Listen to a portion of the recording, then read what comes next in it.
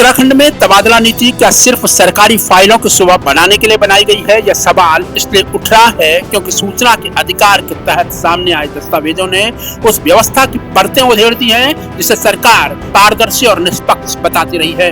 नियमों में साफ लिखा है कि यदि कोई सरकारी कर्मचारी अपने तबादले के लिए राजनीतिक दबाव डालने का प्रयास करेगा तो उसके खिलाफ अनुशासनात्मक कार्यवाही की जाएगी, लेकिन जमीनी हकीकत इससे बिल्कुल उलट दिखाई देती है।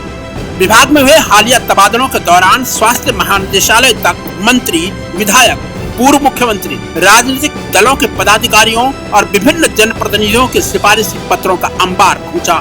इनमें कई कर्मचारियों को मनचाही पोस्टिंग मिल गई, जबकि कई ऐसे भी रहे जिनकी सिफारिशें फाइलों में ही दबी रह गई। सबसे बड़ा सवाल यह है कि जब तबादला नीति स्वयं राजनीतिक दबाव को अनुशासनहीनता मानती है तो फिर इन सिफारिशी पत्रों को स्वीकार क्यों किया गया? दरअसल 6 फरवरी 2018 को लागू की गई उत्तराखंड की तबादला नीति में स्थानांतरण के लिए कई स्पष्ट प्राविधान किए गए हैं।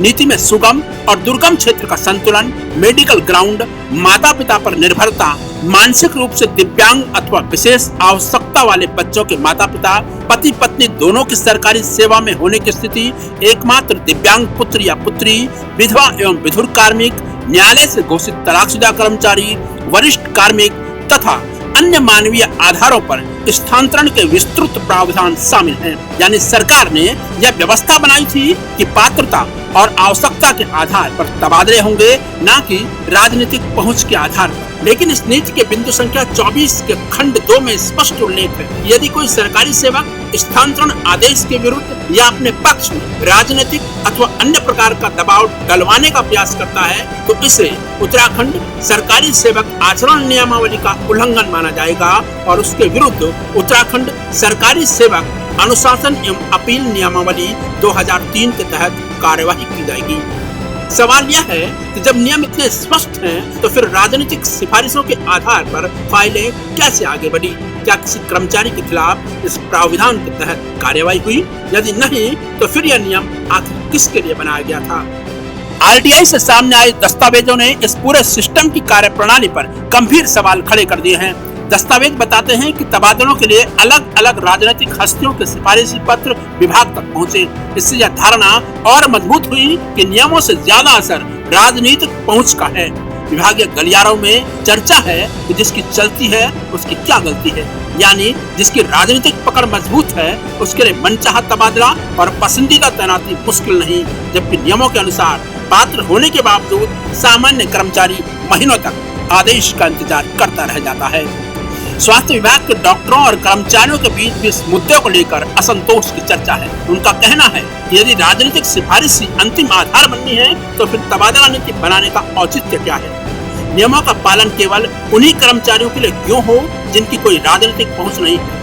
विभाग में यह भी कहा जा रहा है कि कई मामलों में पात्र कर्मचारियों की फाइलें आगे नहीं बढ़ी, जबकि प्रभावशाली लोगों के अनुरोधों पर तेजी से निर्णय किए गए।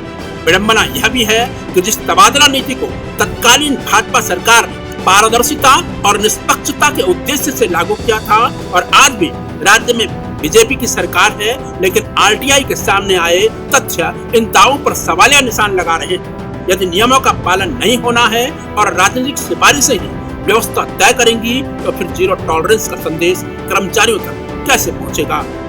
प्रशासनिक विशेषज्ञों का मानना है कि किसी भी स्थानांतरण नीति की सफलता उसकी निष्पक्षता और समान रूप से लागू होने पर निर्भर करती है।